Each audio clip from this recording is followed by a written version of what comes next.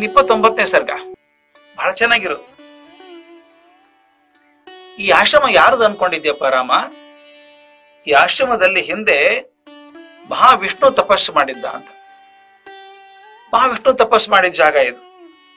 ಬಹಳ ವರ್ಷ ಮಾಡಿದ. ಮತ್ತಿನ್ನೊಂದು ನಮ್ಮ ಈ ಅವತಾರಗಳಲ್ಲಿ ವಾಮನ ಅವತಾರ ಅಂತ ಇದೆಯಲ್ಲ, ಭಗವಂತ ವಾಮನ ಅವತಾರ ಆಗಿದ್ದಾಗ ಕೂಡ ಇಲ್ಲೇ ತಪಶ್ಚರ್ಯ ಮಾಡಿದ್ರು. ವಾಮನ ಇಲ್ಲೇ ತಪಶ್ಚರ್ಯ ಮಾಡಿದ್ರು. ಅದರಿಂದ ಇದು ಸಿದ್ಧಾಶ್ರಮ ಅಂತ ಕರೀತಾರೆ. ಸಿದ್ಧರ ಆಶ್ರಮ, ಸಾಧಕರ ಆಶ್ರಮ ಇದು. ಮತ್ತಿಲ್ಲಿ ವಿಷ್ಣು ತಪಸ್ಸು ಮಾಡೋದಷ್ಟೇ ಅಲ್ಲ, ಮಹಾಜ್ಞಾನಿಗಳಾದಂಥ ಕಶ್ಯಪ ಋಷಿ ಕೂಡ ತಪಸ್ಸು ಮಾಡಿದ್ದಾನೆ. ಕಶ್ಯಪನಿಗೂ ವಿಷ್ಣು ಅಂತ ಕರಿತಾ ಇದ್ರು. ಕಶ್ಯಪ ಋಷಿ ತಪಸ್ಸು ಮಾಡಿದ್ದಾರೆ. ಅದರಿಂದ ಬಹು ದೊಡ್ಡದಾದಂಥದ್ದು.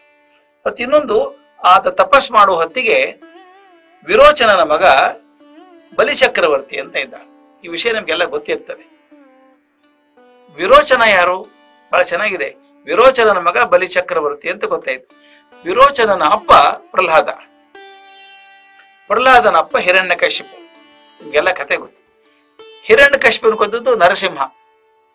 ನರಸಿಂಹ ಅವತಾರದಲ್ಲಿ ಬಂದು ವಿಷ್ಣು ಆ ಹಿರಣ್ಯಕಶಿಪುನ ಕೊಂದು ಹಾಕಿದ. ಇದಷ್ಟು ಅದ್ಭುತ ಅನ್ಸುತ್ತೆ ನನಗೆ. ಮಗ ಪ್ರಹ್ಲಾದ ಬೇಡ್ಕೋತಾನೆ. ಬೇಡ್ಕೊಂಡಾಗ ನರಸಿಂಹ ಬಂದ.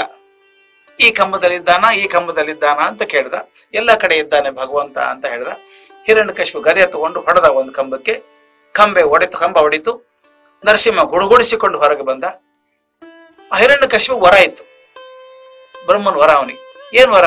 ಅವನ್ ಬೇಡ್ಕೊಂಡಿದ್ದಾನೆ, ನಾನು ಸಾಯಬಾರದು ಅಂತ ಬೇಡ್ಕೊಂಡು. ನಂಗೆ ಸಾಯೋದಿಲ್ಲ ಅಂತ ಹೇಳಕ್ ಬರಲ್ಲಪ್ಪ, ನೀನ್ ಬೇಕಾದ್ರೆ ಬೇರೆ ಬೇರೆ ವಿಧಾನಗಳನ್ನ ಕೇಳು. ಆಯ್ತು, ನಾ ಕೇಳ್ತೀನಿ ಅಂದ ಅವನು. ಏನ್ ಕೇಳ್ಬೇಕು?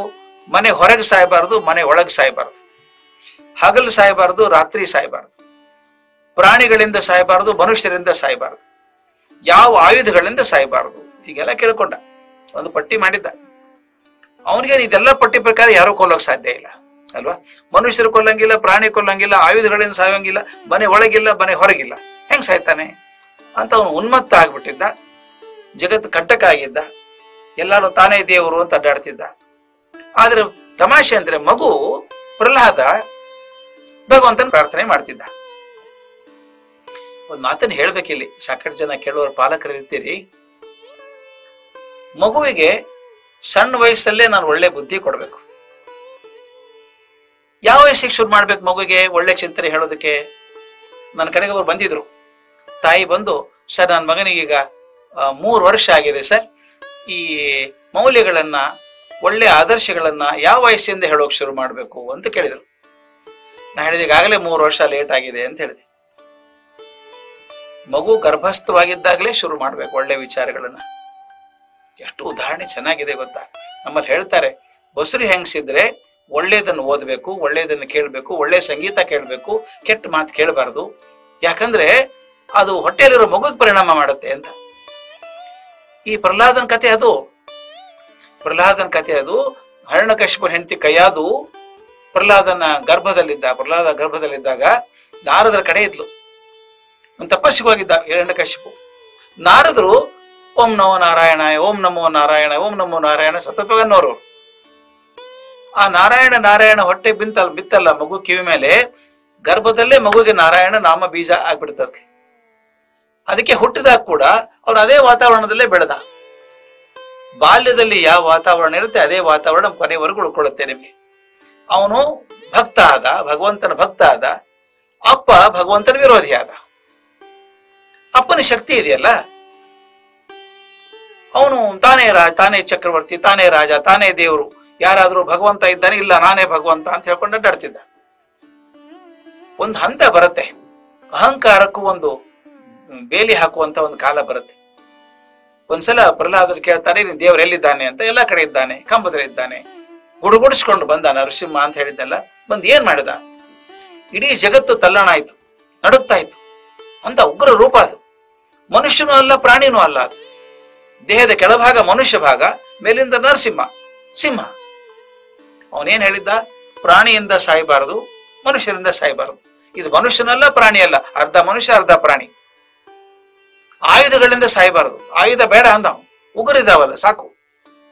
ಮನೆ ಹೊರಗೆ ಸಾಯಬಾರದು, ಒಳಗ್ ಸಾಯಬಾರದು. ಹೊಸ್ತಲ್ ಮೇಲೆ ಕೂತ್ಕೊಂಡ. ಹೆಂಗಿದೆ ನೋಡಿ, ಪ್ರತಿಯೊಂದಕ್ಕೂ ಆಪ್ಷನ್ ಇದೆ ಅಂತ ಹೇಳುದು. ನಾವು ಬುದ್ಧಿವಂತರಾದ್ರೆ ಭಗವಂತ ನಮ್ಗಿಂತ ಬುದ್ಧಿವಂತ ಇರ್ತಾನೆ. ಹಗಲ್ ಸಾಯಬಾರದು, ರಾತ್ರಿ ಸಾಯಬಾರದು. ಹೇಳಿದ ನೋಡು, ಹಿರಣ್ಯಕಶಿಪು ಹೇಳ್ತಾನೆ, ನೋಡು ಯಾವಾಗ ಕೊಲ್ತಾ ಇದ್ದೀನಿ ನಾ, ಇದು 3 ಸಂಜೆ ಸಮಯ, ಹಗಲು ಎಲ್ಲ ರಾತ್ರಿ ಎಲ್ಲ, ಟ್ವೈಲೈಟ್ ಅಂತ ಕರಿತೀವಿ ನಾವು. ಆ ಹೊತ್ತಲ್ಲಿ ಕೊಂಡಿದ್ದೀನಿ ನಾ. ಎತ್ಕೊಂಡ ಅವನ ತೊಡೆ ಮೇಲೆ ಮಲಗಿಸ್ಕೊಂಡ, ಕರುಳುಗಳನ್ನ ಬಗದ, ಉಗುರಿಂದ ಕೊಂದು ಹಾಕಿದ. ಉಗ್ರ ರೂಪ ನೋಡಿ ಎಲ್ಲರೂ ನಡುಗೋಕ್ ಶುರು ಮಾಡಿದ್ರು. ಪ್ರಹ್ಲಾದ ಗಾಬರಿ ಇಲ್ಲ. ಅವನ್ ಕೈ ಮುಗಿತಾನಪ್ಪ, ನಮ್ಮ ತಂದೆಗೆ ಮೋಕ್ಷ ಕೊಡಪ್ಪ, ನಮ್ಮ ತಂದೆ ಒಳ್ಳೆ ಮೋಕ್ಷ ಕೊಡು ಅಂತ ಭಗವಂತ ಬೇಡ್ಕೊತಾನೆ. ಹಿರಣ್ಯಕಶಿಪುವನ್ನು ಕೊಂದ ಮೇಲೆ ಶಾಂತ ಆಗ್ಬೇಕಲ್ಲ, ಶಾಂತ ಆಗೋ ಕಷ್ಟ ಆಗತ್ತೆ. ಅದು ಯಾವಾಗ ಪ್ರಹ್ಲಾದ ಹಾಡೋಕ್ ಶುರು ಮಾಡಿದ, ಸ್ತೋತ್ರ ಮಾಡೋಕ್ ಶುರು ಮಾಡಿದ, ನಿಧಾನಕ್ಕೆ ಅವನ ಕೋಪ ಕಮ್ಮಿ ಆಯ್ತು. ಪ್ರಹ್ಲಾದನಪ್ಪ, ನಿನಗೇನ್ ಬೇಕು ಹೇಳಪ್ಪ ಅಂತ. ನನಗೇನು ಬೇಡಪ್ಪ, ನಮ್ಮ ಅಪ್ಪನಿಗೆ ಮೋಕ್ಷ ಕೊಟ್ರೆ ಸಾಕು. ಅವನು ಗೊತ್ತಿಲ್ಲ ಭಗವಂತ ದೊಡ್ಡವನು ಅಂತ ಗೊತ್ತಿಲ್ಲ, ಅವನ್ ಕ್ಷಮಿಸ್ಬಿಡು ಅಂತ ಕೇಳ್ಕೊಂಡ. ಈ ಮಾತು ನನಗೆ ಬಹಳ ಇಷ್ಟ ಆಗುವಂಥದ್ದು. ನರಸಿಂಹ ಬಂದ್ರೆ ಹೆದರಿಕೆ ಯಾರಿಗೆ? ಪ್ರಹ್ಲಾದಗೇನು ಹೆದರಿಕೆ ಇಲ್ಲ. ಪ್ರಹ್ಲಾದ ಬೇಡ್ಕೊಂಡಿದ್ದಾನೆ ಬಾ ಅಂತ ತಿಳ್ಕೊಂಡು. ಹಿರಣ್ಯಕಶಿಪಿಗೆ ಹೆದರಿಕೆ. ಅದಕ್ಕೆ ನಾವು ಹೇಳೋದು, ಭಗವಂತನಿಗೆ ಹೆದರ್ಬೇಕಾದವ್ರು ಯಾರು? ತಪ್ಪು ಮಾಡಿದವ್ರು ಹೆದರ್ಬೇಕು. ಸಜ್ಜನರಾಗಿದ್ದವ್ರಿಗೆ ಯಾಕಪ್ಪ ಹೆದರಿಕೆ? ಅಂಜೆ ಕಿನ್ಯ ಆತ ಕಯ್ಯ ಅಂತ ದಾಸರು ಹಾಡ್ಲಿಲ್ವಾ? ಹಾಗೆ ಪ್ರಹ್ಲಾದನಿಗೆ ಹೆದರಿಕೆ ಇಲ್ಲ. ಹಿರಣ್ಯಕಶಿಪುವಿನ ಬಗ್ಗೆ ಹೆದರಿಕೆ ಬರೋದಿದ್ರೆ ದುಷ್ಟರಿಗೆ, ಅನ್ಯಾಯಿಗಳಿಗೆ ಮಾತ್ರ ಆಗುವಂತಹದ್ದು. ಆ ಹಿರಣ್ಯಕಶಿಪುನ ಮಗ ಪ್ರಹ್ಲಾದ, ಪ್ರಹ್ಲಾದನ ಮಗ ವಿರೋಚನ, ವಿರೋಚನನ ಮಗ ಈ ಬಲಿ ಚಕ್ರವರ್ತಿ. ಪರಂಪರೆ ಅಂತ ದೊಡ್ಡ ಪರಂಪರೆ ನೋಡಿ. ಒಬ್ಬನು ಪರಮ ದ್ರೋಹಿ ದೇವರಿಗೆ, ಹಿರಣ್ಯಕಶಿಪು. ಅವನ ಮಗ ಪ್ರಹ್ಲಾದ, ಭಕ್ತ ಪ್ರಹ್ಲಾದ ಅಂತ ಆದ. ವಿರೋಚನ ಅವನ ಮಗ ಬಲಿ. ವಿರೋಚನ ದೊಡ್ಡವನು, ಬಲಿ ಅವನು ದೊಡ್ಡವನೇ, ಕೆಟ್ಟವನಲ್ಲ, ದೊಡ್ಡ ಶಕ್ತಿಶಾಲಿ. ಎಷ್ಟು ಶಕ್ತಿಶಾಲಿ ಅಂದ್ರೆ ಒಂದ್ಸಲ ಹಂಗಾಗತ್ತೆ, ಅತಿಯಾದ ಶಕ್ತಿ ಬಂದ್ರೆ ರಾಕ್ಷಸ ಆಗ್ಬಿಡ್ತಾನೆ ಮನುಷ್ಯ ಅನ್ಸುತ್ತೆ. ಯಾವಾಗ ತನ್ನ ಶಕ್ತಿ ಬಗ್ಗೆ ಅದಮ್ಯ ಅಹಂಕಾರ ಬಂದ್ಬಿಡ್ತದೋ, ನಾನು ಯಾರು ತಡೆಯೋಕ್ ಸಾಧ್ಯ ಇಲ್ಲ ಅಂತ ಅನ್ಸ್ಬಿಡುತ್ತೋ, ಅವಾಗ ಅಹಂಕಾರ ತಲೆ ಎತ್ತಿ ಬಿಡುತ್ತದೆ. ಅವನಿಂದ ಭಯ ಶುರು ಆಯ್ತು, ದೇವತೆಗಳಿಗೆ ಭಯ ಶುರು, ಎಲ್ಲರಿಗೂ ಭಯ ಶುರು. ಅವನು ಯಜ್ಞ ಮಾಡೋಕ್ ಶುರು ಮಾಡಿದ. ಒಂದ್ ಮಾತು ಎತ್ತು ಬಂದರು, ಯಾರು 100 ಯಜ್ಞ ಮಾಡ್ತಾರೋ ಅವ್ರು ಇಂದ್ರ ಆಗ್ತಾರೆ ಅಂತ. 100ನೇ ಯಜ್ಞ ಮಾಡಿದ್ದ. ಇಂದ್ರ ಪದವಿ ಬರ್ಬೇಕು ಅವನಿಗೆ. ಇಂದ್ರ ಯಾರು? ಕಶ್ಯಪ ಋಷಿ ಅಂತ ಹೇಳಿದ್ನಲ್ಲ, ಕಶ್ಯಪ ಋಷಿ ಮಗ ಇಂದ್ರ. ಕಶ್ಯಪ ಋಷಿ ಹೆಂಡತಿ ಅದಿತಿ ಅಂತ. ಅವರಿಬ್ಬರು ಮಹಾನ್ ತಪಸ್ವಿಗಳು. ಕಶ್ಯಪ ಅಂದ್ರೆ ವಿಷ್ಣುವಿನ ಅವತಾರ ಅಂತ ಕೂಡ ಹೇಳ್ತಾರೆ. ಕಶ್ಯಪ ಅದಿತಿ 1000 ವರ್ಷ ತಪಸ್ಸು ಮಾಡಿದ್ರು. ಅವ್ರು ಹೇಗಿದ್ರು ಅಂದ್ರೆ ಜ್ವಾಲೆ ತರ ಉರಿತಾ ಇದ್ರಂತೆ ತಪಸ್ಸಿನ ಶಕ್ತಿಯಿಂದ. ಹಾಗೆ ತಪಸ್ಸು ಮಾಡ್ತಾ ಇದ್ರು.